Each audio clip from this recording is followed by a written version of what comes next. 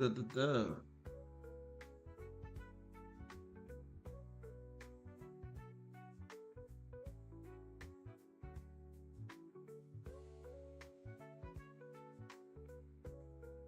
I'm gonna try drawing a. I think I'll render today.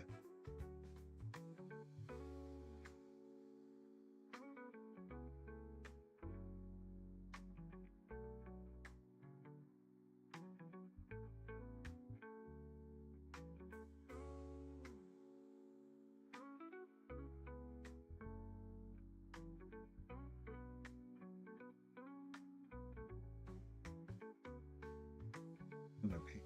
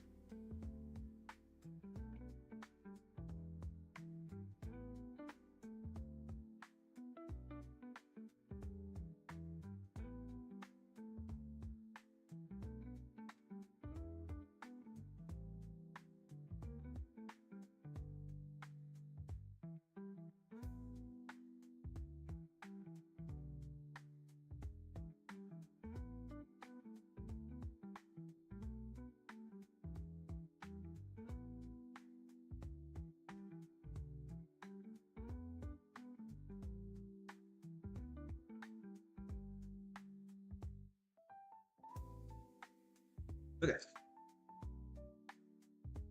So zoomed in right now.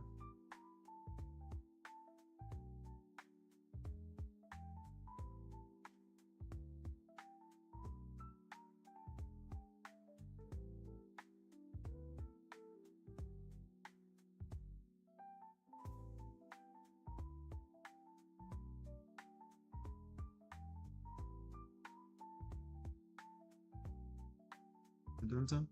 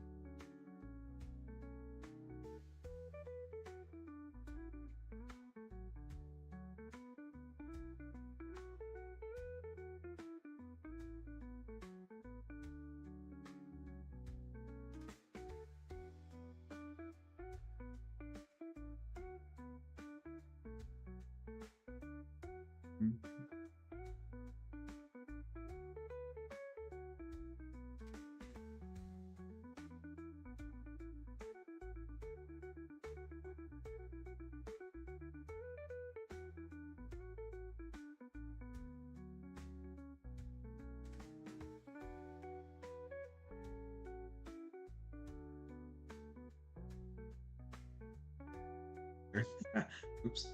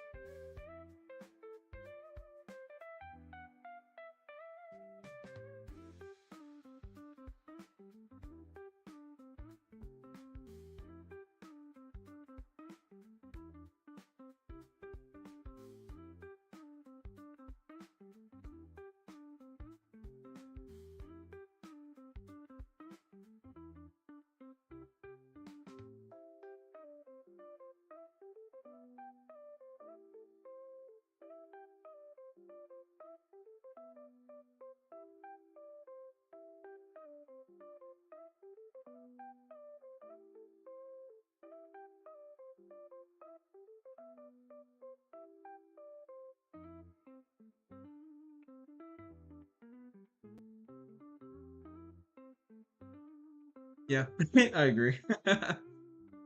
I used to I used to do a lot of line art. Like I don't know, when I watched like Rhino Tuna and like really strong artists, like I watched their VODs or whatever. Um like obviously they would do line art and stuff. And I'd be like, oh, I guess I had to spend like, 3 hours to make the line art and then start doing the rendering. And then I was trying to do that for a while and I was like, this is not me. I was like, I feel like I learn better just by doing it, and then I'll figure out what I don't know later, you know? Um, but as I've done it more and more, I realize that like I think it's just I retain more and it's a lot faster just by just understanding what colors do, you know, and just by getting into it, you know. And also it helps because since I have a strong anatomical knowledge, I know like what the body's supposed to look like anyway, so I don't really need to do too much line art personally. Unless I'm just doing like concept sketching where like I'm just kind of like playing around. So it is nice. And in hindsight, I would have practiced like this to begin with. But I think it's just for me. I don't think it works. It depends on who you are as a person, I guess.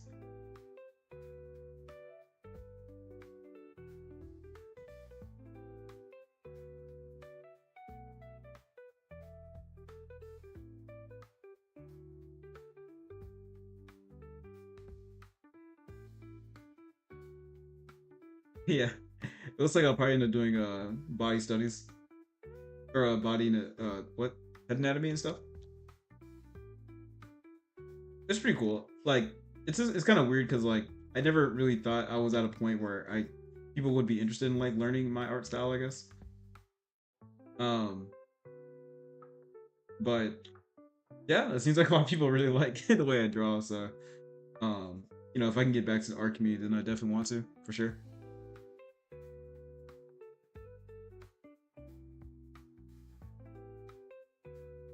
I want to see people draw more. Like, if someone's curious about drawing, I want to be encourage people to like, hey, drawing is really hard, but like, it's okay, you know.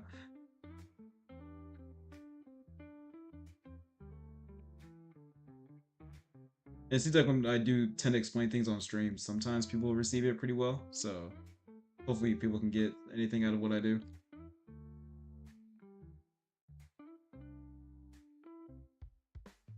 But honestly, I don't know. I enjoy seeing people like have fun and be successful. But it does make me kind of excited to like share my knowledge with people, see them grow and stuff. You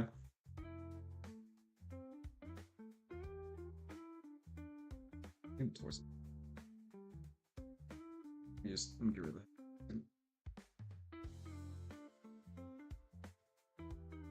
Hello, puppy. You got?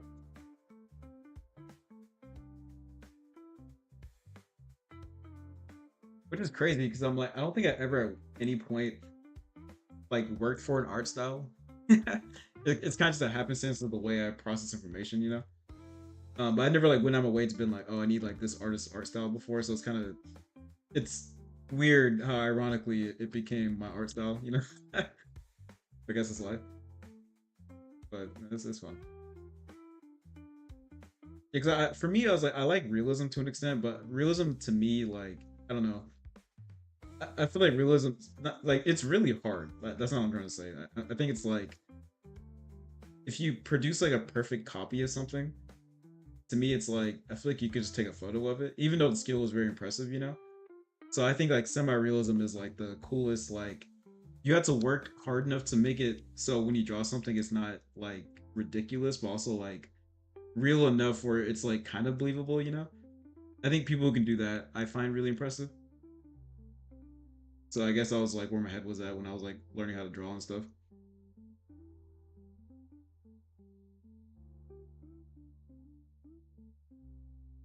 Definitely an ugly art piece right now. How you been, dude? What's going on? This is like my first digital sketch today. Start with something. It's fine. We'll figure it out.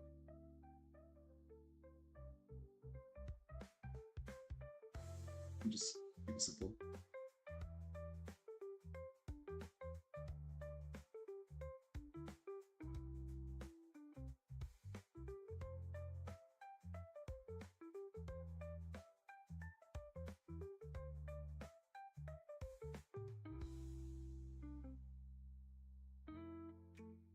Yeah, you know, like I like I don't know, art tools are like digital art tools are kind of tricky because I'm like on one hand like they are like obviously like, being able to flip a canvas and stuff is like super useful, you know. But I want to not have to rely on too many digital skills to like make up for the things I don't know how to do, you know. Like in a perfect world, I want to be able to recreate anything I make digital on paper, which isn't like realistic, but like that's like the mindset. I want like true skill in that way. To me, that's like what mastery, I guess, is. Work nice. Actually, just gotta work too. But yeah, I want to be like a baller artist where I can like pick up a note card and like in like a yeah like a Starbucks and draw something. That's like what I desire.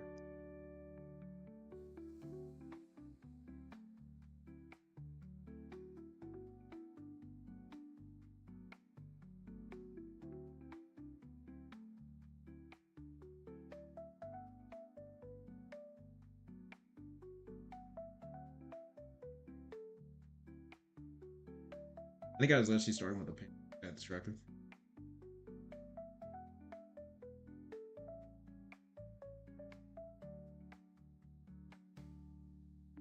Yeah, that's true. It's a paradox.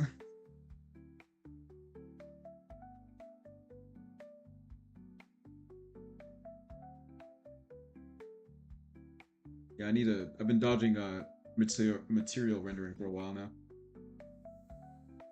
Need to get good.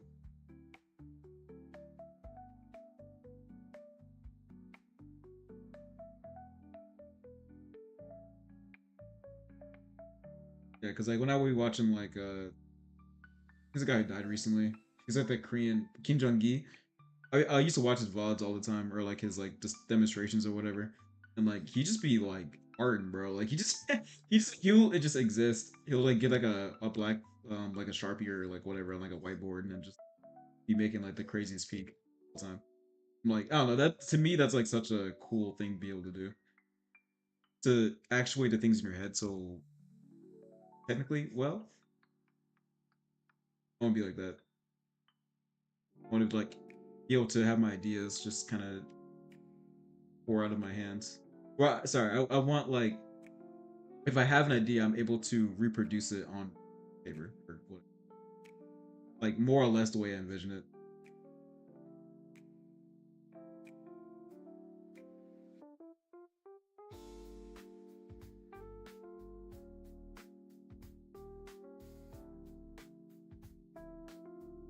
Only able to join the canvas tomorrow. Good night.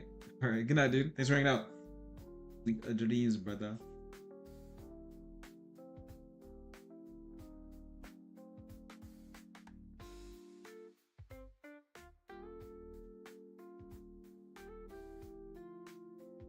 It's supposed to be some kind of latex.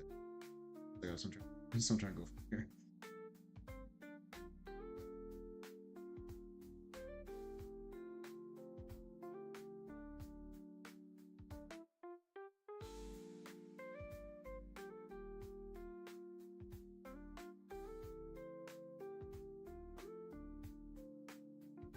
No, right?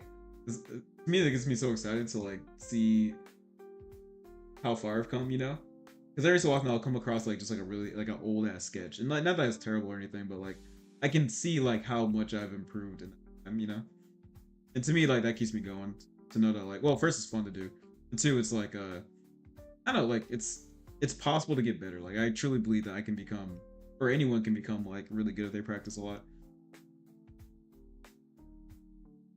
We'll see.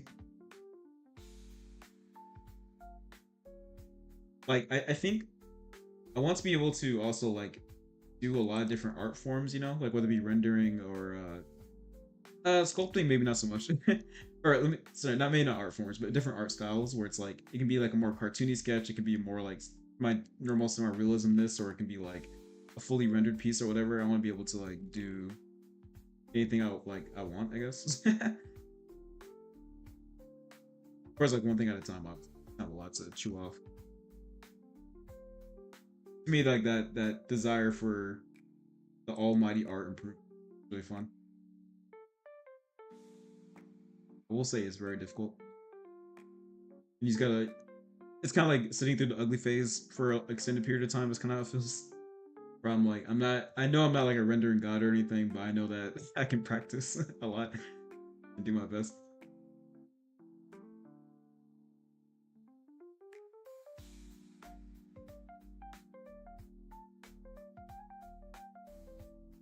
Also, doing different styles flexes your brain a lot too.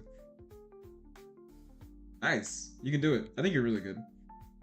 I think in different regards, you're much better than me at like different things. When I see your art, I'm like, damn, this guy's really good.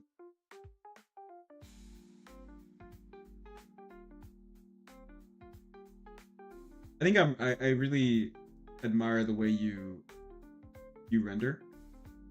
You make it look so like, especially when it comes to like humans or like I guess like healthy skin and stuff like that. Like the way you do like the shading and the lighting and like the tones of red you use and stuff like that. I find it really impressive. Speaking of red, backlighting.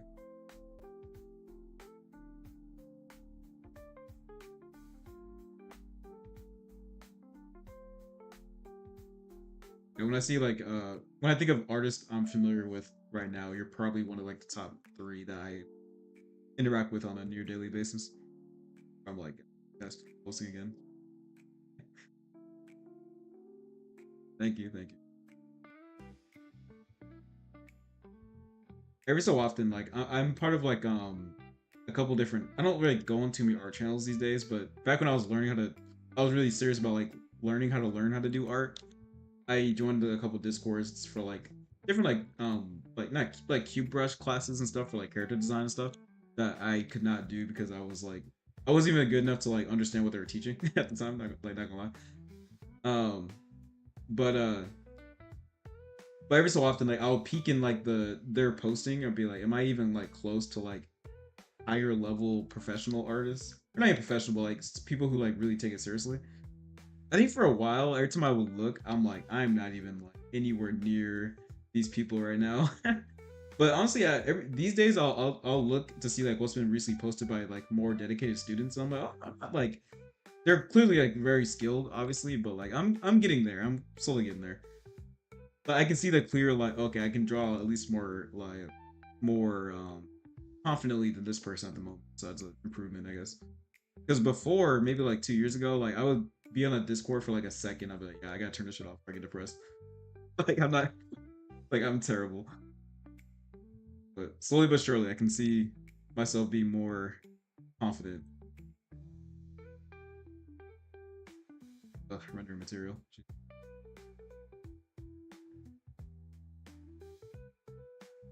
Let me like walk. Look a lot of people. A lot of people walk. It's tight. What's happening?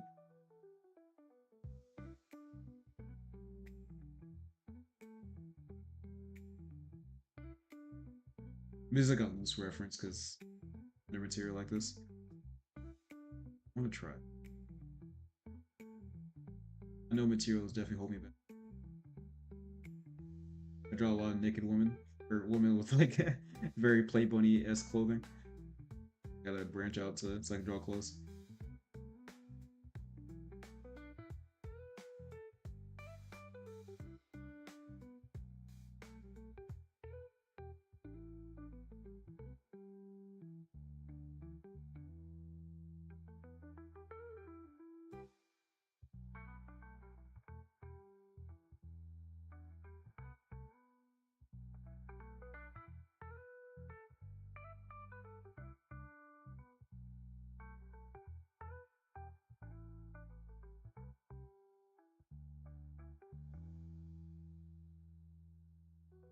Oh, bro, honestly, I'm really happy with the way it came out. Like, I've never tried. It's been a long since I've tried that hard to actually make something I cared about. Because like that was actually the reason why I started drawing to begin with. I read a God of High School one time, like probably like, fuck, man, it's old, bro. I probably read God of High School like, or at least at the time, like probably like 5 years ago. And I was like, oh my god, if I could draw my ideas to this level, not that it was like the top tier, like highest echelon of art, but it was really good though. It's really artistically fun, like nice to watch, to look at anyway. I was like, man, if I could like draw the stories in my head like that would be super cool. And then I started drawing, and I was like, dude, I am fucking terrible at drawing. I was like, I was not like an art kid. Like, I did not just have the gift of art or anything like that. It took me a lot of work. So that's actually why I started practicing so much because I was like, one day I want to be able to like actually illustrate my ideas. Um, so and then that's when I started practicing, and then every so often I would like try to draw my ideas, and it would always be terrible in my opinion. So I was like, I'm just gonna keep practicing until like one day I can actually like make a cool story, like make the story that I have in my head. At least one of them. I have stories all the time. So that was actually the first time I actually chased my dreams a little bit, and I actually had a really good time. That was actually the first time I had fun doing it. Because usually I'd start it, but I'd look at it and immediately be like, this shit sucks. Like this is awful. But no, I think this is this time for real. I'm gonna really try to like commit to. I probably can do one or two chapters a week probably if I'm like focused. Because that only took me like 2 hours surprisingly. I thought it was gonna be a lot harder. But I guess credit where credit's due. My daily practice does help a lot. I can like conceptualize like more interesting compositions quicker, which I guess is a skill that I didn't realize I had until just now. So yeah, I think I can probably with the story I have in my head, I've written it down for a while. So I have like probably like 10 to 20 chapters like I could probably just go ahead and get started doing. Um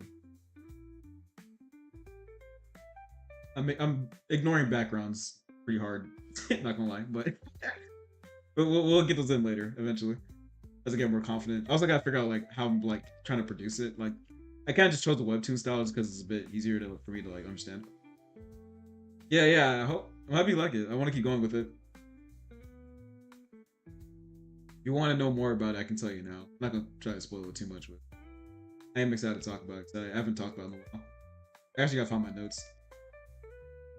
But the story, I find the story interesting. You can give me a second opinion if you're willing to listen, and ask me any obvious questions I might have forgot about. Because talking to myself, I might have missed something obvious. Yeah, I don't know. Like, I feel like not, uh, not to be weird, but I feel like I play out a lot of scenarios. Like, I'm pretty introverted, and I like to spend my time thinking about things that don't exist. I guess not to be corny, but like, that's just something I do all the time without me thinking about it. Yeah. So I have tons and tons of stories that like I could probably one shot a manga for like maybe like 10 chapters. I think that would be kind of fun. I was thinking about maybe like testing some chapters, but I just want to get all of my main story. Like this is the one I've really thought about for a long time. So I was like, let me just like actually get into it. I'll figure out the rest later. But yeah. So basically, like as you saw, sorry, hold on, let me lock it. Okay. So the main character is Noel Brown, obviously. Yes, as you know, he's like 29 now. He's a bit older of a protagonist. Um, so yeah, sorry. He's a bit over a protagonist. So like as like the last one ended, he's in like the corporate world, which isn't really that important, but that's just where he's at currently. So he's not actively like doing anything that's like super like life threatening, you know. But due to his background, he's able to like strategize and like he's not like he's a fighter, but like or I guess he's a fighter, yeah. But he works. He's like a normal guy. He's not like a Baki He-Man type of guy or whatever. It's just something that he happened to get into that like turned out like that. So that's who he is. So basically, what happens is, or what's gonna happen in the next chapter is it's gonna take place in the office, which is like a corporate setting. It's not really that important. And well, okay, yeah. I'm trying to think of like how do I like what am I trying to say? No, like what doesn't matter. I still gotta draw it. So the story in general, right? So there's like different realms. So there's like the Earth, not like the Earth realm, but the realm that we're familiar with, like whatever we want to call it. So let's just say Earth and stuff. So that's like one of the realms, and then another realm that like will be really tangent to the story is like the high fantasy anime type of realm. It's not like anime exactly, but like just for like Sword Art Online type stuff, right? So there's like magic, there's monsters leveling up, more or less. And it's not like a video game necessarily, but like that's just like the easy to understand idea. It's like you level up, you get stronger, you can like get more abilities and like blah blah blah. In this other realm, okay, I do enjoy your activity. It does make the Discord more active. But yes, if you can keep the boys love in the boys love section, I'd appreciate it. Thank you. I thought you're not welcome. But but anyway, yeah. So most of the story is going to take place in the other realm, and in the story there will be like there will be ways to travel between the realms, but like for all intents and purposes, for what we understand, like he's currently in our realm, and he'll be get sent to another realm by chapter 3. So what happens between chapter 2 and 3 is that so he's in the office. In general, like he's a well-liked guy. Like he's pretty quiet. He doesn't like necessarily go off his way to make a lot of friends or whatever. Um, but like he's a good guy. Like he's not necessarily like chasing any type of like accreditation or any type of like managerial position or anything like that. He's just like a good worker, and like people are like, how come you never like it's all good, Rosie. Like so he's like working hard, doing his thing. People think that he's like a manager, but he's not. He's just a guy who works kind of hard. Or he's just focused anyway. So one of like his coworkers like, hey, the manager wants to see you again. It's like time for like your quarterly report or whatever, just to see like for promotion or whatever. So he's like, okay, cool, like cool. And then he goes there. And the manager like does like him. He's like, she's like, hey, back to quarterly report. I've seen that like you've rejected promotions a couple times now. Like, could you expound on like why you don't care for, you know, getting promoted? Like, you don't want more responsibility. Like, what's like the deal? And then Noel's gonna be like, oh, it's like I'm content with what I have. Like I have plenty of like savings and like I have like disability checks and all that stuff. Like I'm good. And then the manager's like, okay, cool. Like that's interesting. Like no issue there. And then she's gonna kind of press on further, and then she'll be like, so like what is it like you care about in life? Like why do you like if you don't care about this, like what do you even do when you get home? Like what's your whole thing anyway? He's like, oh, it's nothing like too serious. I just kind of like I feel like I lived a lot of life. I'm kind of just trying to work and to get a job and like just to go about my life. I'm not trying to like rock the boat too much. And she's like, okay, cool. So it seems like you're kind of like an open slate. And he's like, in a way, I guess, but like that's not like, yeah, I guess, like sure. Um, and then she starts talking to him about like, well, it's just interesting because like your background in the military, you know, like you have like a confirmed kill and things like that. And he's like, whoa, how did you like? How would you have known that? Like that's like super classified. Like that's like unless you're like a government entity, you wouldn't know something like that. So he's a little like weirded out. Like okay, like that's odd, but like whatever. But then he'll be like again, like that was a phase of my life, but that's not like my whole thing. So like it's not. And then she's gonna keep pressing him a little bit, and then she's gonna attack him with like strange like black summoning demon type magic, right? So he gets attacked by like her summoned whatever, and he does his best to like fight back and like dodge and like get out the way and stuff like that. But essentially he gets beat up really bad. And but he's able to get like one blow. He throws like a stapler at her or something like that, and she gets a cut. And she's like, oh okay, like he's definitely worthy of being part of like the next batch of whatever, which is whatever. So anyway, so he's like barely like hanging on for life. He's like crashing into a wall. All desks are like thrown apart. Everyone's running out the building and stuff like that. And he's just like, I guess I die here because I can't beat this woman or whatever. Like I don't know what the fuck this thing is. Like I'm getting beat up right now. Like I don't even know what's happening. But all I know is that like I did my best and I guess I die here. So and she's impressed that like he was able to even like land low. So essentially he gets cursed. Like so she's like, yeah, I think you'll do for like my next experiment. And then she sends him to the other realm in chapter 3. That's how chapter 3 starts. So he's like in a different world now. He wakes up in like grass fields. Like low level adventurers are walking around killing slimes. Like he wakes up, he's just like, where am I? And he's a bit of a he used to be kind of a gamer, so he's familiar with like the tropes of like, oh, you're a tank, you're a DPS, like blah blah blah. So he's not like too unfamiliar, but he is in a new world, so he's kind of just like, okay, I get the basic. If this is like any type of game I've ever like MMO I've ever played, I get the idea, but I really don't know where I am, and so I gotta figure out like how to like survive. Um, and at this point, the manager is like gone, like she's like not in the story right now. So all he knows is like, okay, I'm here now. I guess I gotta survive or something because I have nothing left. Or I don't like everything. I just got robbed, of like my life. So, so he's kind of beat up already. And what we know about this world, due to context clues I'll put in like chapters 4 and 5, is like the world is very guild centric. So it's like if you aren't a part of a guild, kind of like anime fairy tale in a way, where if you're not like guilds kind of run the whole economy. They run like the quest giving, some of the politics, some like the territory. Like guilds are a very big part of the story, or of like this realm specifically. So being part of a strong guild and or starting your own guild is like kind of important. Yeah, yeah. So she's or the manager, as we know her, is one of the very few people who are aware of other realms in general. It's kind of like a more arcane subject, so like very like wise or experienced or focused people would know something like that. But the general public of both like the Earth realm and like the other realm, like people don't really know or care. But like people who are like monarchs and stuff like that, like they are well aware that like that exists. And the character that we just interacted with is one of the very, very, very few people who are not only aware of other realms, but can travel between realms or have abilities that can go between. So that's not a common ability that, or people don't even know that exists. Of course, the main character kind of is now aware that like that's possible, but of course he has no idea how to get back. So that's like a problem.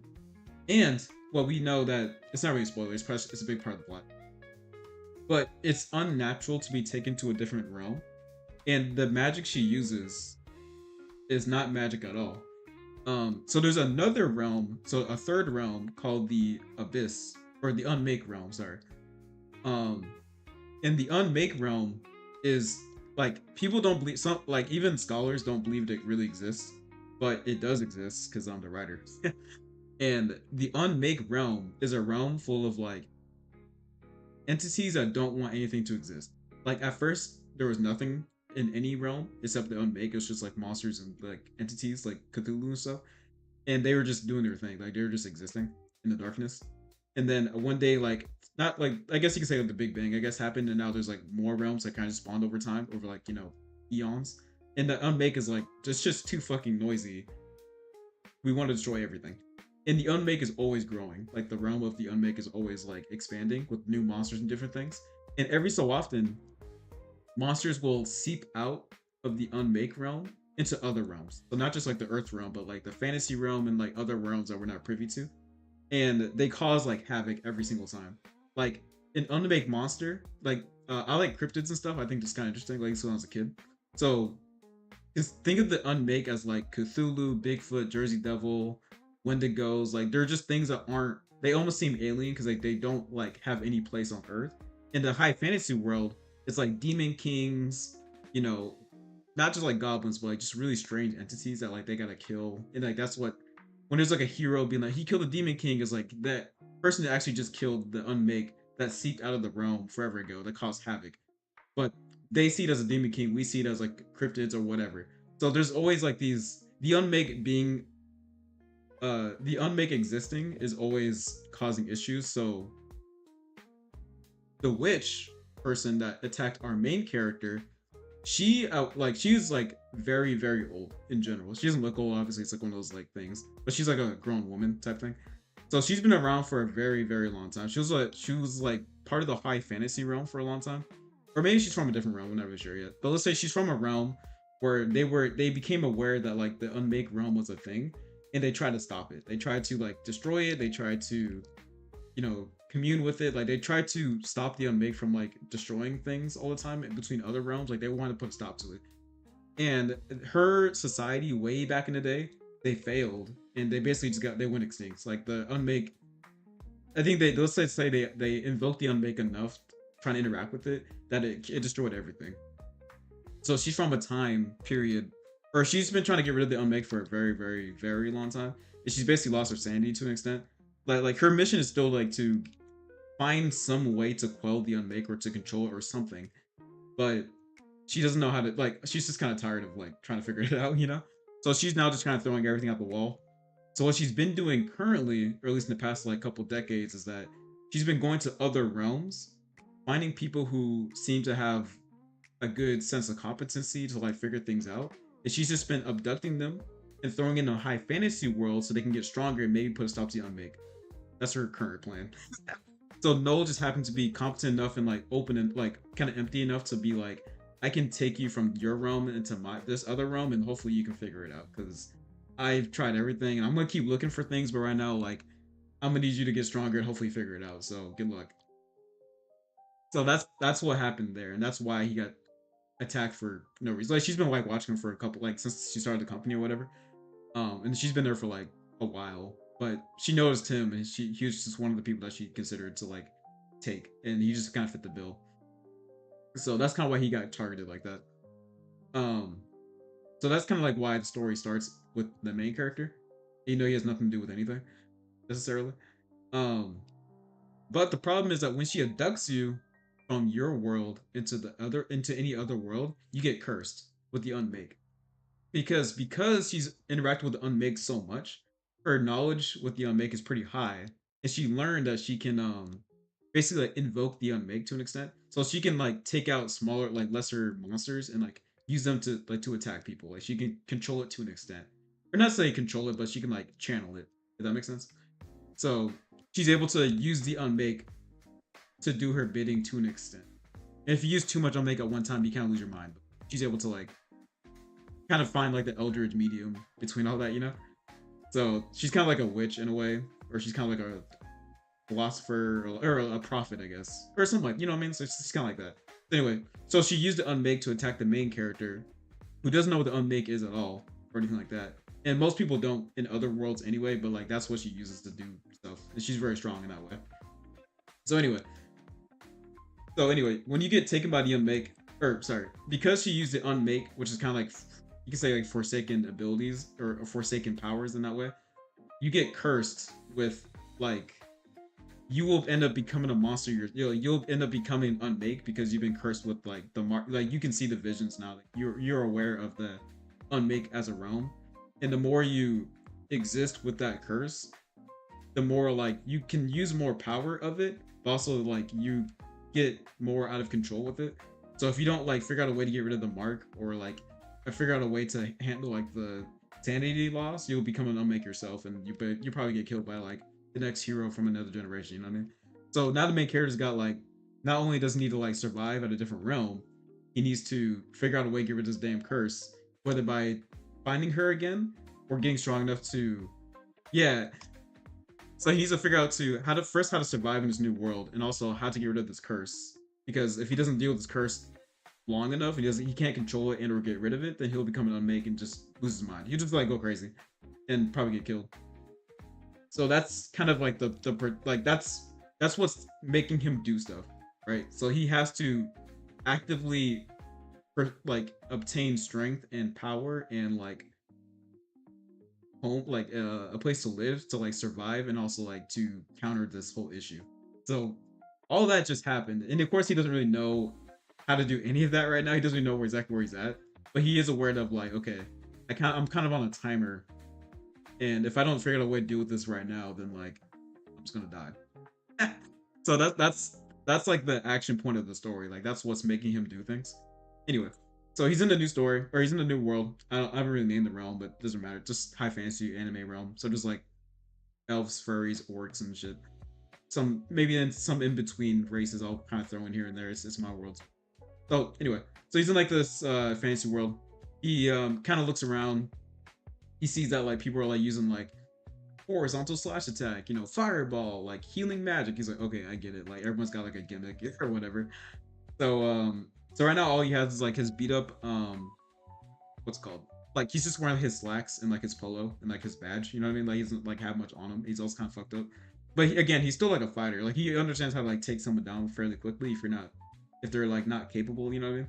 So like when it comes to like straight up noobs, like he can take them down quite easily, even though he's like technically like level 1.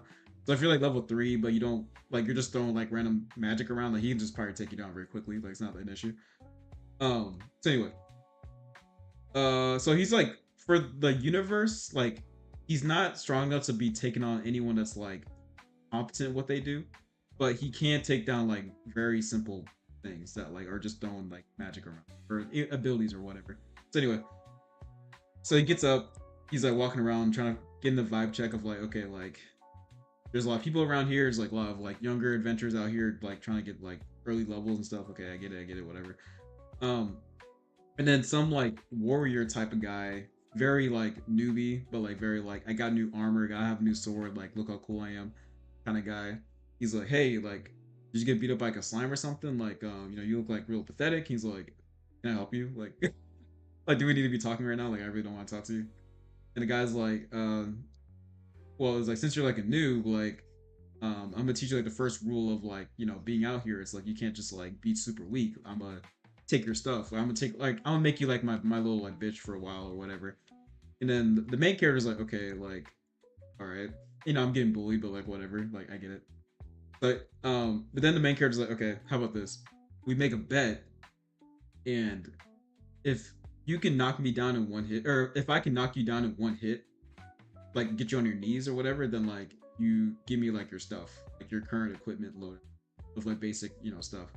And the guy's like, or something like that, where he'll be like, we'll go blow for blow, like one blow, and then whoever can get the other person on their knees, or to like say uncle, like that's how we'll end the bet. And when he does this, the main character learns that he has a special ability, which you can just say is contract magic, which is a very like it's not overtly a power ability. It's like you set terms, the contract pops up. It's like kind of like it pops out of like nothing, and it's like terms set. Do both parties agree? And of course, the term is like if Noel gets beat up, or if Noel falls on the ground first, or like kneels over, then like he has to like do this guy's bidding for like 2 weeks or whatever. Like kind of be like a little bitch. And then if Noel wins, then he gets like the guy's armor like and weapon and stuff. And the guy's like what the hell? And he's like, I don't know either, but like it was what we agreed to anyway. So I was like, whatever. So he agrees, and then we learn that like the main character has like contract magic that like it's basically unbreakable terms. Like once it happens, it has to happen. Like you can't break it. It's like unbeatable magic in that way. So anyway, he just learns that he can do that, but like he doesn't really do much off that at the moment. It's just interesting. So they go into like the skirmish. The guy goes like horizontal slash, so no ducks because it's a horizontal slash, which kind of plays out in the comedy of like calling out your attacks. But anyway, so no ducks, and then the guy's like, oh, like you're a clever one, whatever. Like okay, like but you can't take me down in one hit, so it doesn't matter. And then Noel just like hits him in the back of the neck, or like hits him like in the back of the knees or something like that, or just like hits him like a solar plexus, and then like the guy just keels over because it hurts, you know. And then like the guy gets humiliated a little bit and like loses like he's like his underwear and like runs away. And then Noel gets like a basic like leather vests and like just like a basic like you get like a little pouch, a little like rusty sword and like some armor. Like just like a little basic thing, like a headband. So now he has like a real basic loadout and like 5 gold or something like that the guy had on him, or like 5 copper or whatever. So that's like his first interaction in the new world.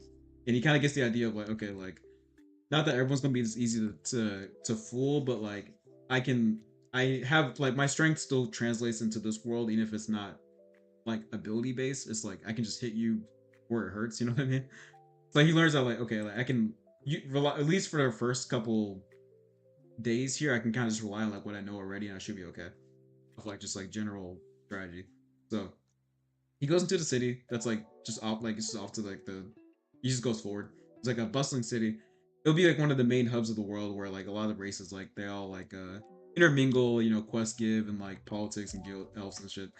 So he goes into the city. He that's when he learns that like oh the city's very guild focused. Like there's like recruitment posters everywhere. There's like the royal guard for like the king necessarily, or like the king is also like big guilds being like Imperial Guild that's like walking around telling new players what to do. Also like just bartering guilds, craftsman guilds, like there's like guilds everywhere.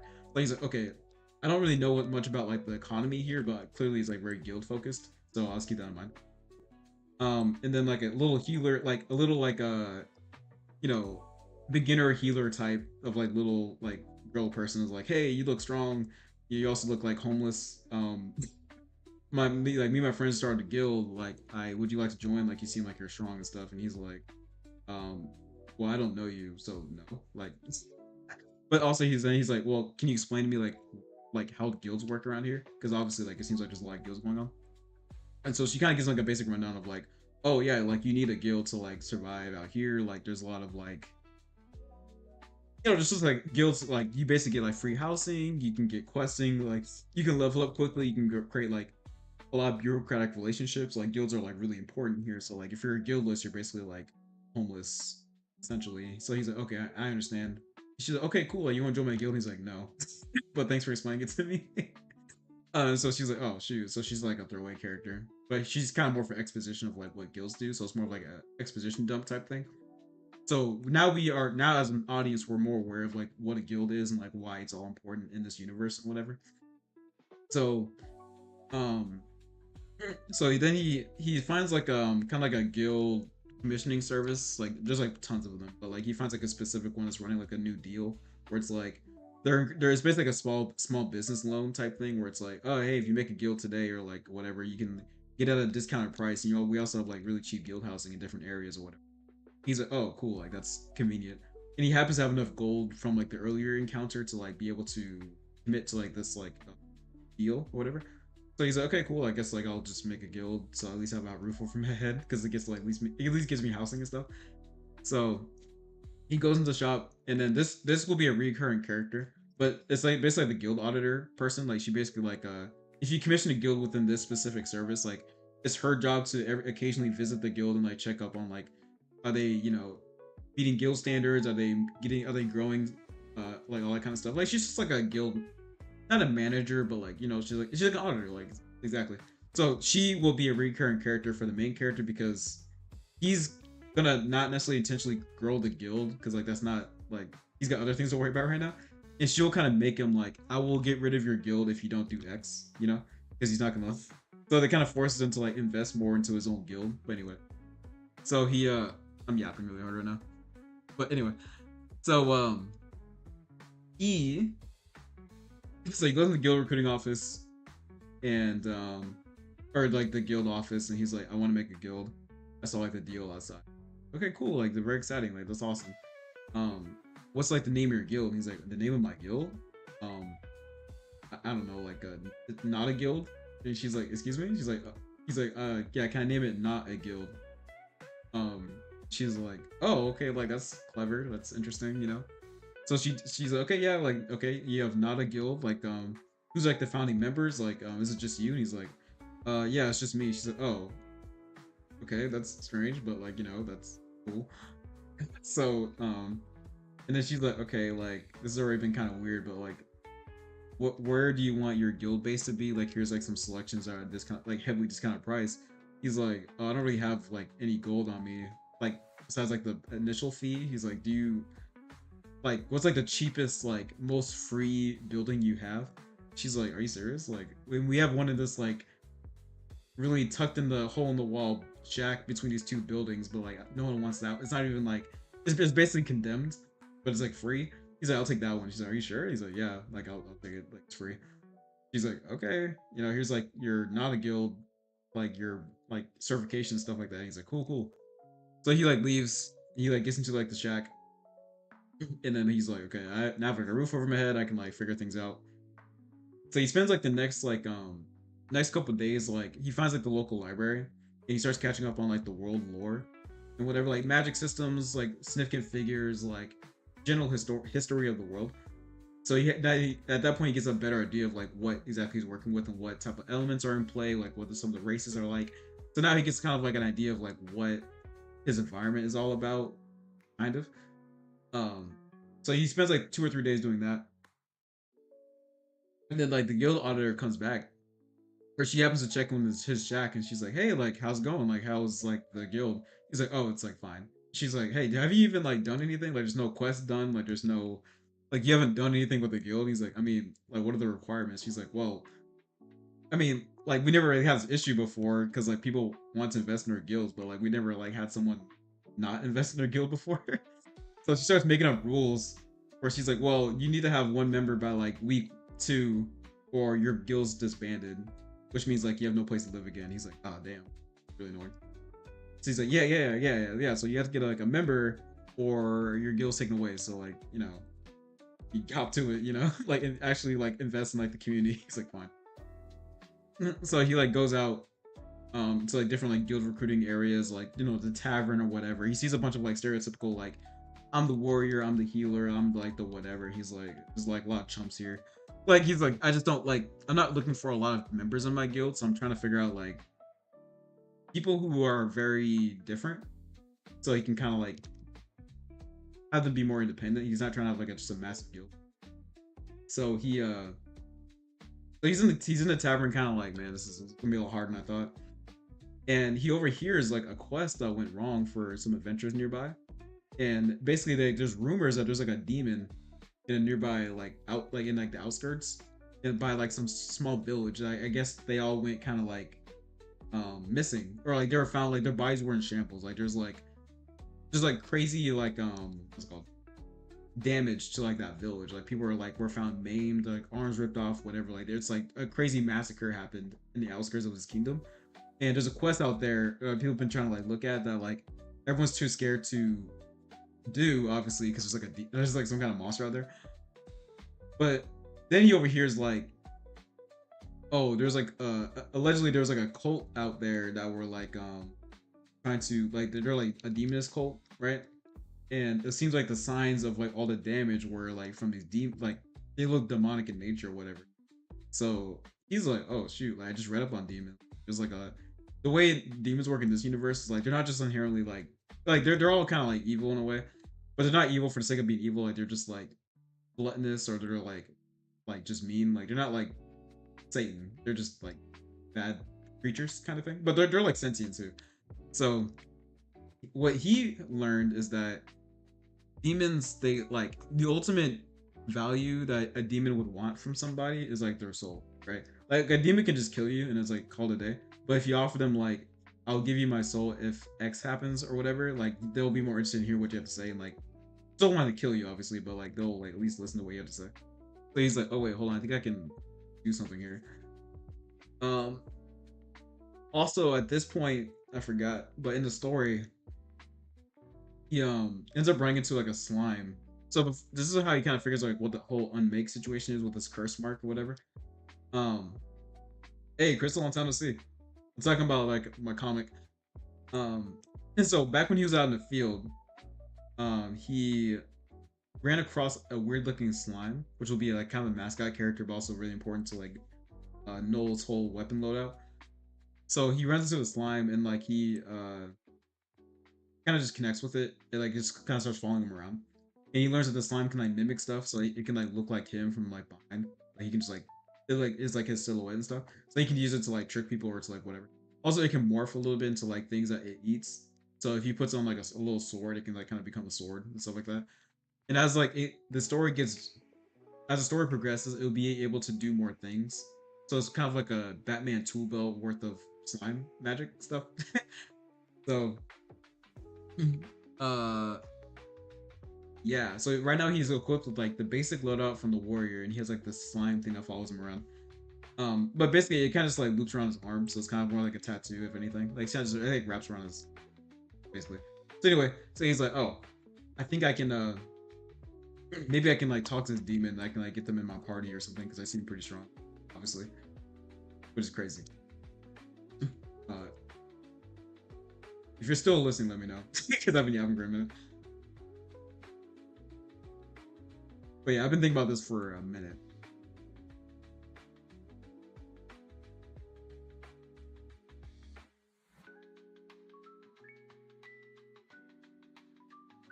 Yeah, but how, Crystal? Hi, Crystal. How have you been?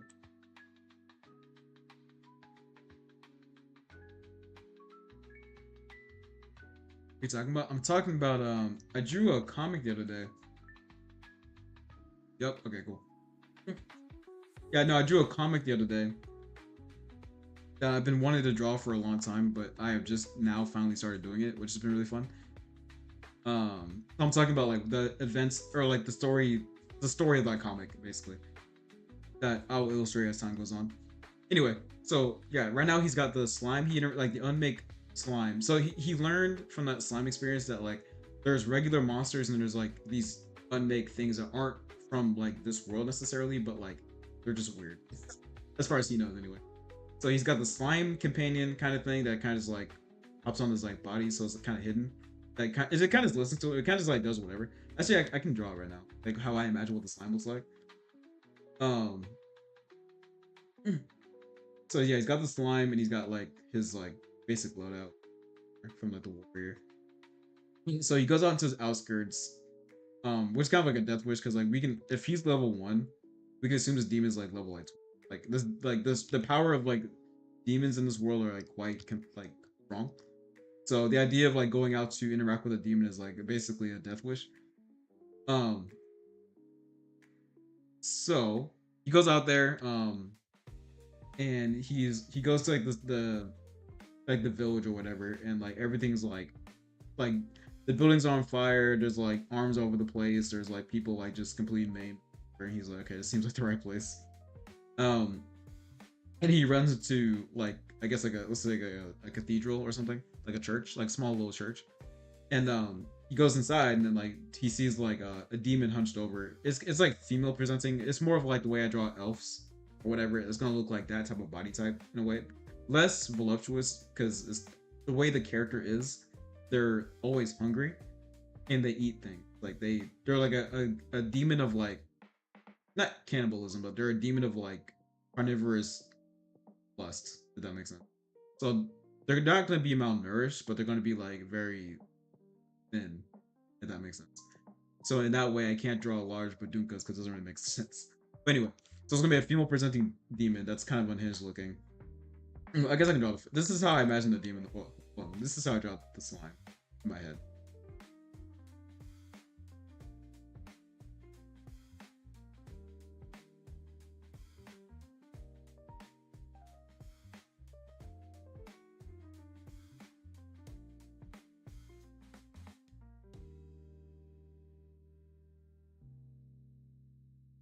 Not exactly like this, but this is how I imagine like the slime. Like so, anything that's an unmake, more for the audience, is gonna be like, it's gonna be black with white. So like a regular slime monster would like look like that. But like a regular song would just be like happy go lucky like slime, and then something that's like an unmake will kind of look like this. It'd always be kind of like a different color palette in a way, so you can always kind of recognize like, oh, this thing is kind of normal, or like this thing is like visibly odd. But only like really the main character and like other type of characters can notice like, oh, there's something up with this thing. Yeah. So this will like be his companion, like like this slime. But usually it would be like hidden under his pouch or something. It can like goop into like whatever. So it's usually hidden, but like it's kind of like the mascot of the show or the whatever. So anyway, so he has the slime with him. And then Devour. Oops. So whatever. So he goes into like this church. The demon's like hunched over. It's like in like a loincloth and like a bra for sensory reasons. No genitals, by the way. But so he goes into church. The demon's like hunched over eating like some arm or something. And the demon turns around like, oh, like I guess you're so like I'm gonna eat you too, basically. And the demons like can talk normally. Like they can so this demon, since it was just summoned, this demon specifically is going to be a bit more gullible to like tricks and stuff like that, just because it hasn't been around. Like it literally was just like summoned into like existence. So this demon is kind of, it's not a kid, but it's just very gullible, even though it can talk normally or talk very fluent. And the demon is going to be named, because it's like a carnivorous demon that like eats things, or it's kind of like a reckless eater. It's gonna be named Devour, which like the clearly like just saying the name is kind of like, but this is the name of the demon that like will be very relevant to the plot for a very long time. This is like the first major teammate for the main character. So Devour is gonna be the first like member of the guild in a weird way. So anyway, so he goes into the cathedral, or he goes into the church. He sees Devour, like she's like chewing on like this thing. He's like, "Hey, are you like you're like obviously the demon?" She's like, "Yeah, I am." And it looks like you're gonna die too, because I'm gonna kill you. He's like, or like she like rushes at him. She's like crazy fast, whatever. He's like barely able to like respond. And he's like, wait, I will offer you my soul though. So she stops like immediately with like claws at his neck kind of thing. And he's like, um, and she's like, okay, like I'm listening. Like I would like I'm not sure why would you do something like that, but like if you're ready to die, like that's obviously like very valuable to me. So like what's like the deal? And so he gives her another contract. He uses the contract magic again. He's like, okay, here's the deal. If you can kill me, or if you can give me a fatal wound in one strike, then you can just kill me. Like I forfeit my soul, you can have my soul. Like, but if you can't in one swing, then you become tethered to me, and you have to do what I say. You're not like my pet necessarily, but like you're not allowed to hurt me, and also you have to join my guild. And also like you kind of have to follow my commands enough where you're not causing trouble, like to an extent. So it's like lose control over the demons like activities. So she's like, well, there's no way I would like I'm very strong, like I'm really strong, so I'm not gonna miss. And also like you're not durable enough to survive a hit from me, so like sure, it's like easy soul eating, I guess, whatever. Soul eater, what? So she accepts, obviously. So Hawks, I'm yapping about my comic, so don't. It's gonna sound kind of gobbledygook to you. It's okay. So she accepts. Oh, sorry. So the deal is, you have to give me a fatal blow, and then I'll give you my soul. But if you don't, you have to join my guild and also like be loosely under my command. And also, when I say go, or when I say start, or when the deal commences, you can't attack me for the first 4 seconds. So she's like, if you plan on running in 4 seconds, like there's like that's like that for her, she's like, well, just like no matter what you do, there's no way you're gonna survive one attack from me. So like whatever. So she accepts still, and then like No says go, and then immediately he hits like a smoke bomb. Like there was a smoke bomb on the ground that he got from the shop earlier that I just remembered. So anyway, he throws like a smoke bomb on the ground or does some kind of like decoy type of thing. And then so she's like, well, she like puts like the arm in her face. She's like, what the fuck? Like where'd you go? Like did he like start running? Like where is he? And then when the smoke clears in like 4 seconds, he's still standing there, like just looking at her. So she's like, oh, I don't know what you just did, but like obviously didn't work. So I'm gonna kill you now. So she like impales like what she believes to be Noel with like a punch, and like that's it. So she's like, okay, like seems like I win. And then the contract completes, like it pops back into existence. It's like, contract contract complete, you know? And then she loses, and she's like, "What? I just killed him. Like, how did I just lose? Like, I don't understand." And basically, she killed the mimic, or she killed like the slime that was posing as Null, but she didn't know that he even had a slime, nor that like that it can mimic his appearance. So and the slime is fine. The slime just got impaled, but like the slime is fine, you know.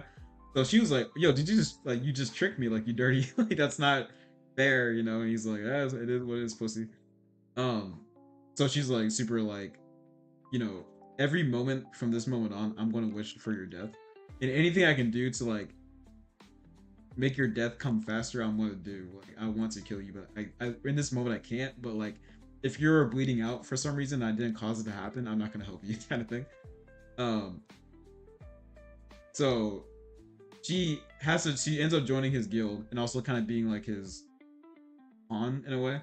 But he's not like a like super like he's not trying to have that type of relationship or anything like that, but like that's just like the fact of the matter. So now he has like his first member, which is Devour, the demon, I guess. I guess that should be the carnivore demon. Um, and that's like the first member of his guild. And then when week two or the end of week one happens, the auditor comes back to like the shack, and she's like, "All right, well, I haven't heard of you recruiting another member, so like, you know, get ready to pack her things." She sees the demon. She's like, "Oh wait, who are you?" She's like, "Oh, I'm Devour." And she's like, "Well, I see you're a demon, but like, why are you here?" He's like, "Well, I'm in the guild." And she's like, "What? Are you like what?" And then Neil's like, "Yeah, she's like how it is." And she's like, "What? You can't like that's technically like your guild will stay, but like just know that I'm gonna keep checking up on you. I'm gonna make sure I'm gonna keep it like it's basically the gimmick is like beyond Noel trying to figure out how to get strong enough to get rid of this curse. The auditor is gonna keep occasionally adding certain requirements. Drink a drawing. Yeah, if you select the drawing in its entirety with like the selection tool, you minimize it. Like you grab one of the corners and make it smaller. You can shrink the drawing. um, but yeah. So she's like three size strokes. Well, yeah, like if you're looking at my screen, if you go under the color wheel, you can change the size from like here to like it's just like the size thing under the color wheel or color square, I guess. um, so yeah, that's gonna be like the relationship within the auditor, who's kind of a joke character in a way. Like she's serious, but like things will happen where like she ends up being kind of like goofed on a little bit. But she will keep Noel having to make the guild bigger. Like she's gonna be okay. You need to complete 2 quests this week. You need to participate in these guild Olympics. You need to like have another member of the team. You need to like lines you already put down. Yeah, you gotta like select the thing, and then you can minimize search. But this is how I would. If that doesn't help, I'm not really sure. Really. Sorry. Um, which is the select tool. Um, well, technically the so you can do a square selection, a circle selection, the lasso selection. It's the first. Sorry, it's the 1-3. Yeah, there you go. Oh, you're good. Thanks for asking. Um,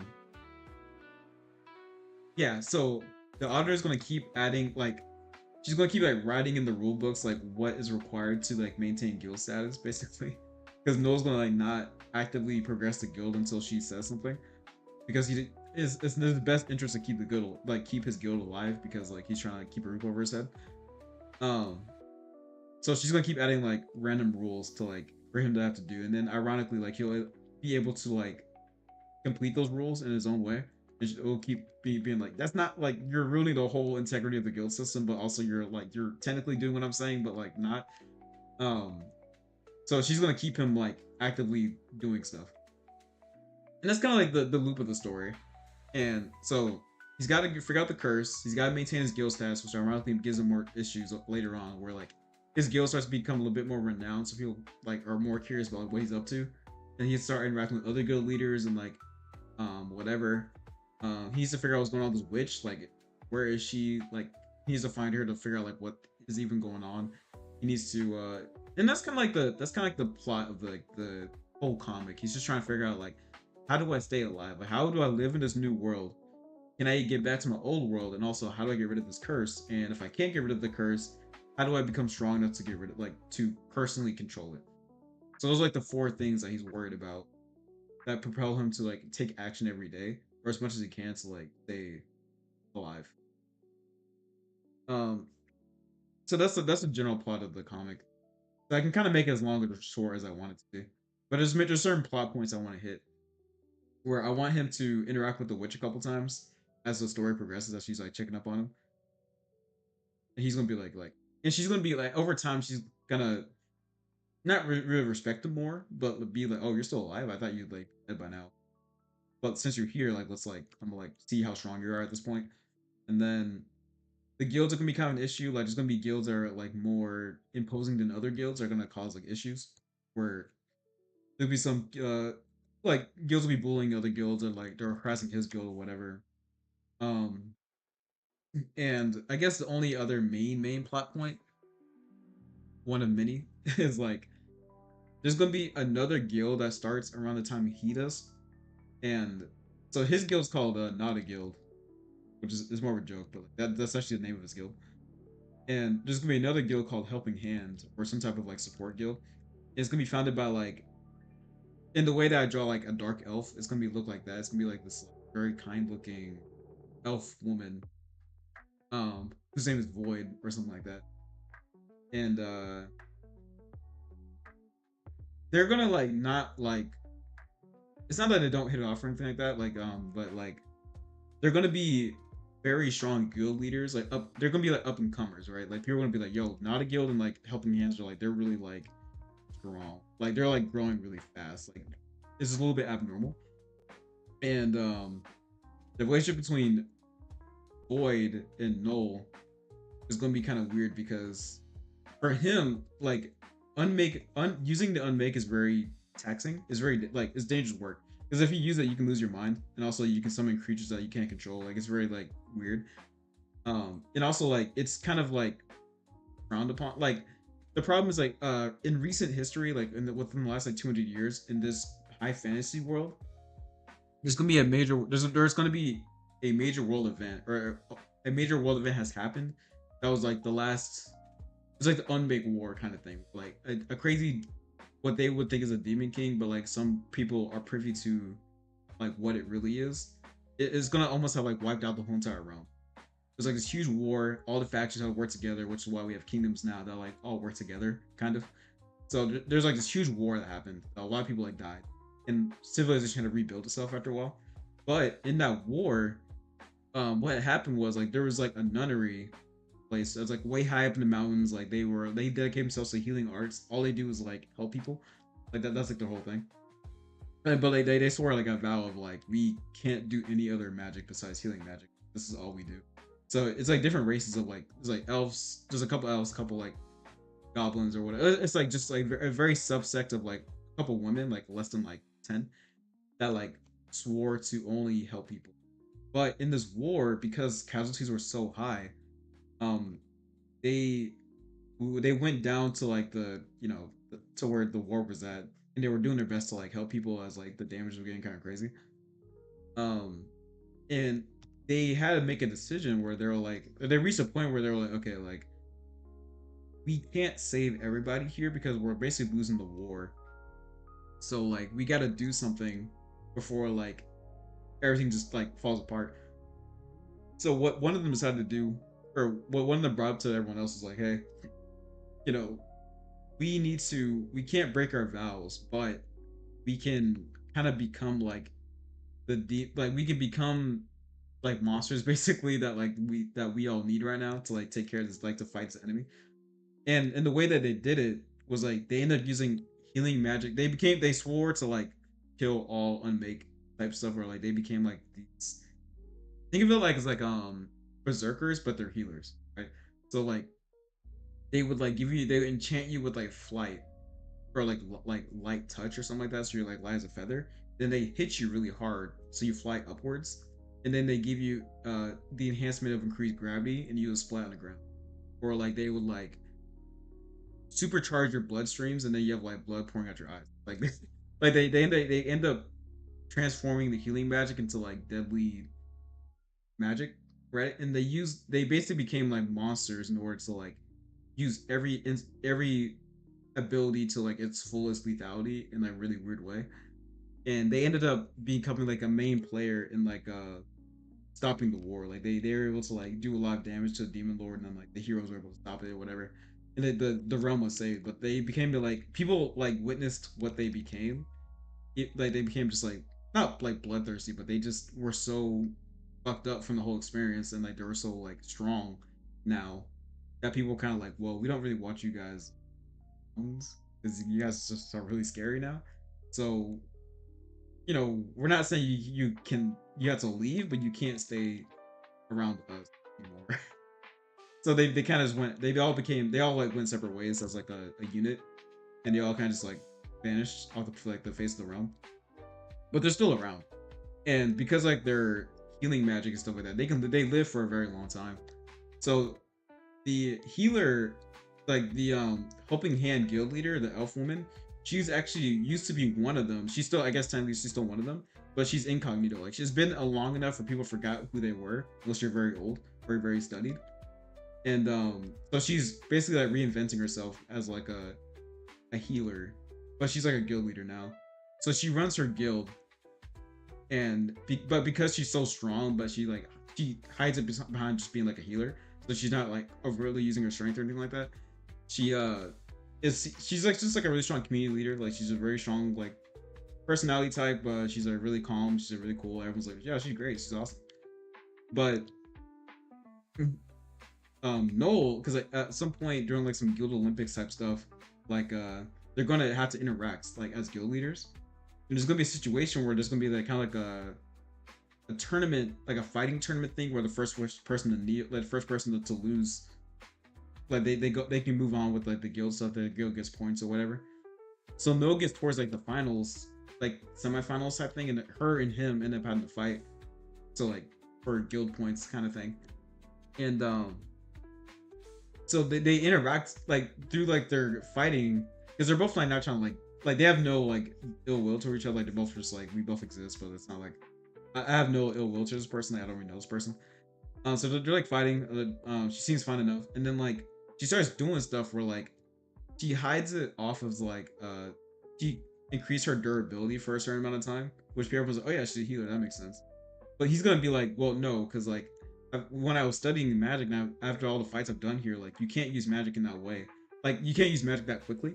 So whatever you're doing, it's your own strength. Like I know it's like you'll do like a super like quick sneak around attack, like a super hard kick to the neck, and she'll like tank it. He's like, that's healers can't do that. Like that's not normal. And her stances and the way that she moves, the way that she's like fights, he's gonna be like, you're acting like a healer, but I know you're like a brawler. Like I know you're not acting like a healer. So he's gonna start like getting. He doesn't know like the history, or I guess he knows a little bit of history, but like he starts realizing that like, she's not who she says she is. Like she's not like this like hapless healer or whatever. He's like, no, you're something else. Like, I know it. I can't prove it, but I know it. And then he's gonna hide his unmake magic behind like, oh, I'm using shadow magic. It's whatever. um, but over like during the course of the fight, she's gonna be like, shadow magic can't do that. Like in the way they're using some of the abilities from this unmake, like you can't do that. Yeah. So she's gonna be like, you're not who you say you are. Like you're not using shadow magic. You're not like just random like level like 5 adventure or whatever. Like you're like either not from this world or you're using powers that don't belong to you. Like you're doing something weird. So they're both gonna start catching wind of like, yeah, we are deep in the plot. I've been thinking about this forever. So they're gonna both be like, you aren't who you say you are. I don't know what you are, but like they're both gonna realize that like they're both hiding something. And by that they don't necessarily bond in that way, but they both respect that they're both trying to stay hidden from the common perception of people. So that's gonna be their relationship, where it's kind of like, we don't know what's going on. Nah, bro, this is important. This is my story, bro. I've been thinking of it forever. Um, you must hear me. Yeah, this is important. Listen up. So anyway, so that's gonna be their relationship, and through the course of the story, Not a Guild and Helping Hand are going to be really strong guilds later on, like as like the story, as time progresses. So they're gonna have to interact like often as guild leaders, and like People are going to like figure out like like why those two always like so weird around each other. um, but there's actually going to be four main like if you think about One Piece, like there's kind of like the old generation of guilds. So there's going to be four like currently the strongest guilds that have the most clout in the realm. There's going to be a support guild. I'm so sorry. Okay, so sick, cool. Um, so but when No gets to this world, there's gonna be like a ton of guilds in general. There's gonna be four major players that like if they do something, and a lot of the people like people will listen or will respect their strength anyway. But they're all strong in different ways. So it's gonna be a support guild that it's gonna be a culinary guild, like they do like culinary buffs and whatever. But the leader is like a motherly like pastry chef. But her mat or like her abilities, like she summons like cake giants and like she can like enhance her physical strength with like certain buffs. Like she's like a unit, but she's like a motherly woman, and she's super nice too. And she like, but she's like a really hard fighter. Like if you start fighting her, she'll like not only will she summon a bunch of like culinary monsters or whatever, but she'll also like just be like, using traps. She'll be using supports. Like she's really hard to fight because she's just so damn smart and strong in that way. So she's like really strong. But she's like really nice. She's not like trying to fight people though. I guess she doesn't have to. If push comes to shove, then like push comes to shove, like she'll like fight or whatever. And that's like how she is as a guild leader. She's just like a really strong person. And everyone in her guild is like very culinary focused. And everyone in the guilds all everyone's different people. So and so I'm gonna call it, let's say so the old guilds that currently run things is gonna be the culinary guild. Let's call it culinary, whatever. There's gonna be like kind of like a priesthood guild. So it's gonna be a monster. He's not like a monster, but like he's like of a different race. Um, kind of like a prey breed type of like.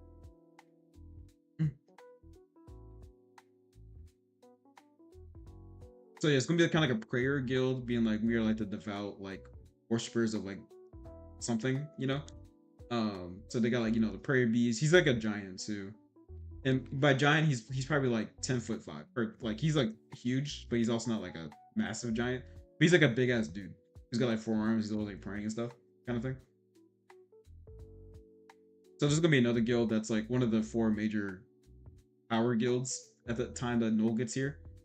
Um, so you have culinary. You have this guy. This guy just basically like he's really dense, like really durable kind of thing. So he'll like just like ram at you. He'll like punch, like he'll do like devout martial arts type thing. Like he's a really strong fighter. So this would be like what's this called, priesthood. You're gonna have like a mad alchemy guild. They're gonna be like not like evil scientists, but they're gonna be like the guild that kind of furthers scientific development in the realm. But they're all very eccentric in a way, and the leader's kind of like a sleep deprived. He's not crazy. He's not too crazy. He's more of like if you think of like My Hero Academia, like Taperhead or whatever, like he's like kind of tired, kind of reserved, but like he's very stern and like very focused on what he's doing. That's kind of what he's like. And his guild's gonna be full of just like all kinds of people who are like very intelligent in that way. So and like he fights with like potions, magic, and like he's also like very like I know a lot of weaknesses, so I know that if you come at me with fire, I know like the fire comes from like your liver. So if I hit you in the liver, like I know like you can't use your fire magic. Like he's just really hard to fight because he's so knowledgeable and everything. But he's not necessarily a powerhouse, but like if you're fighting him, you're gonna have a really hard time because he kind of already knows what you can do, what you can't do. So he's just always one step ahead of you. So what's called like I don't know, alchemy, I guess. And then there's another guild. I forgot what it's called. Maybe like Imperial. It'll be just kind of like one of those like militant guilds that like justice, like we will enact our own justice on the world, like we will enforce like righteousness, but also we're a bit deranged in the way that we perceive righteousness, kind of thing. um so the current realm is kind of balanced between these four people, and they all like they have their interpersonal connection, like conversation points with each other, but like they kind of maintain the status flow. Like people don't act out too much because these guilds exist right now. And then the next guilds that the Knowles generation is a part of.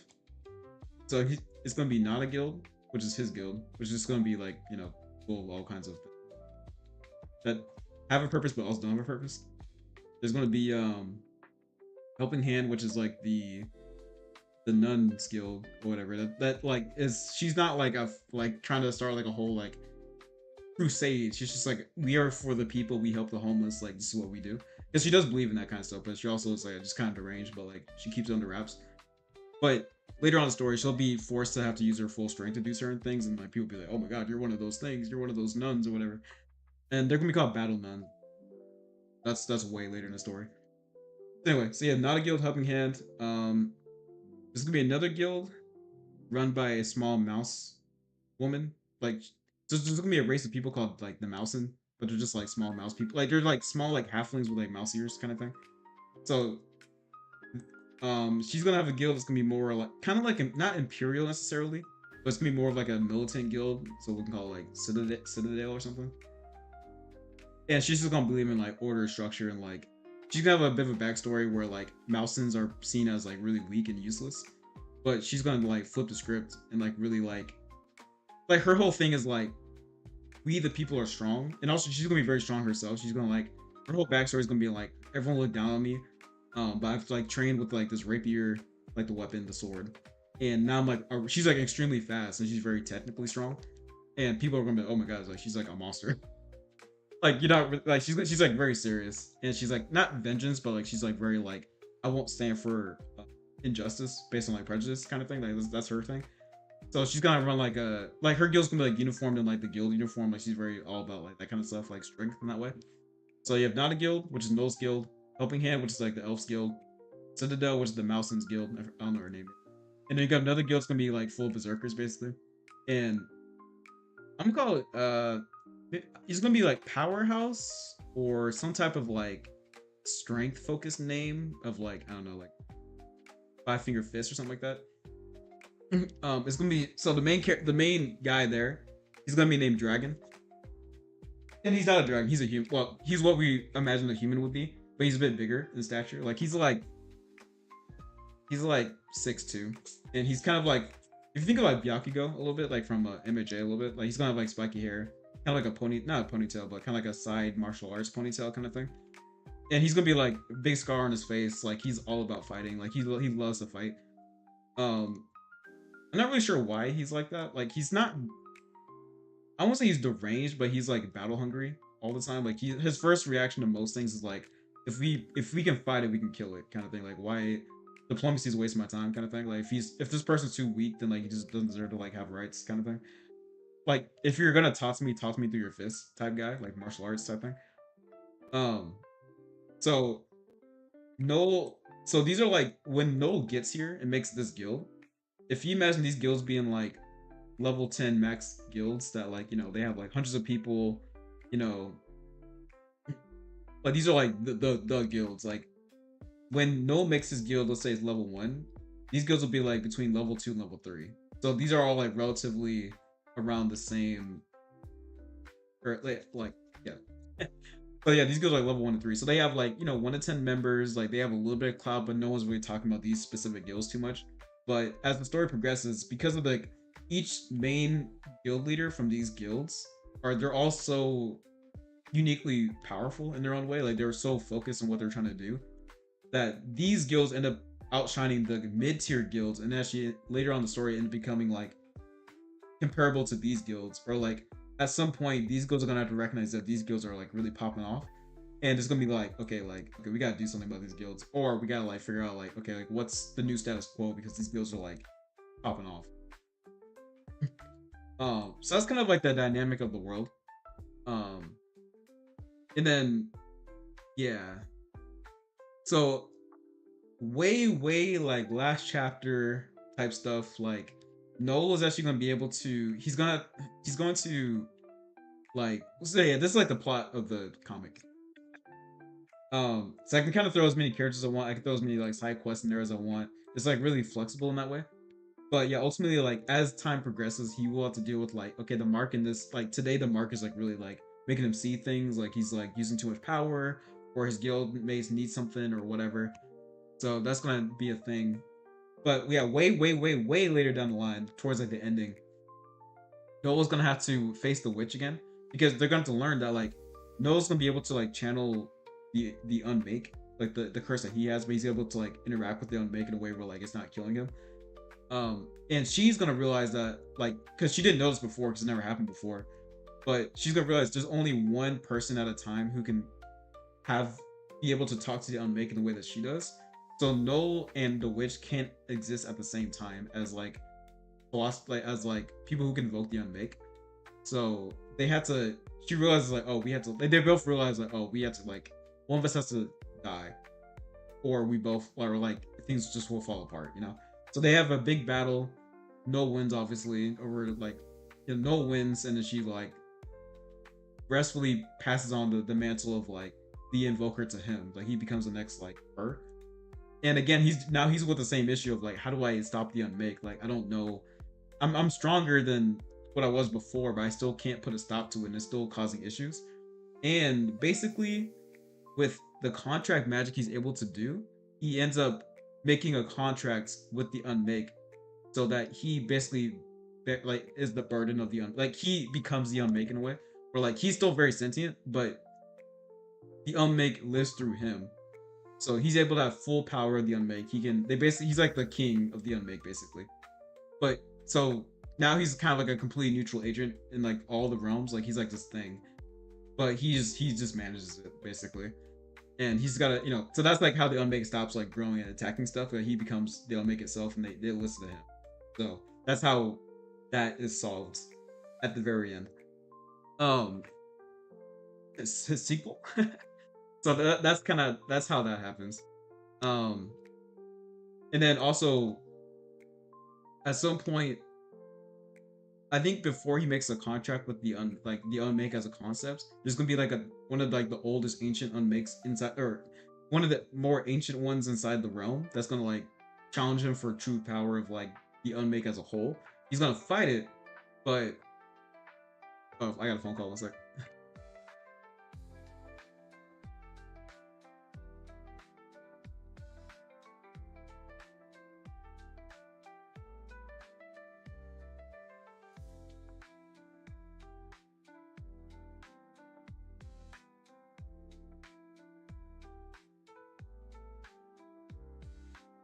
All right, sorry, I gotta go. But yeah, so that's the story I'm writing. So by chapter 3, he'll be sent to the new world, and then we'll go from there. Thanks for listening. I was doing a lot of yapping. Okay, I'll catch you guys later.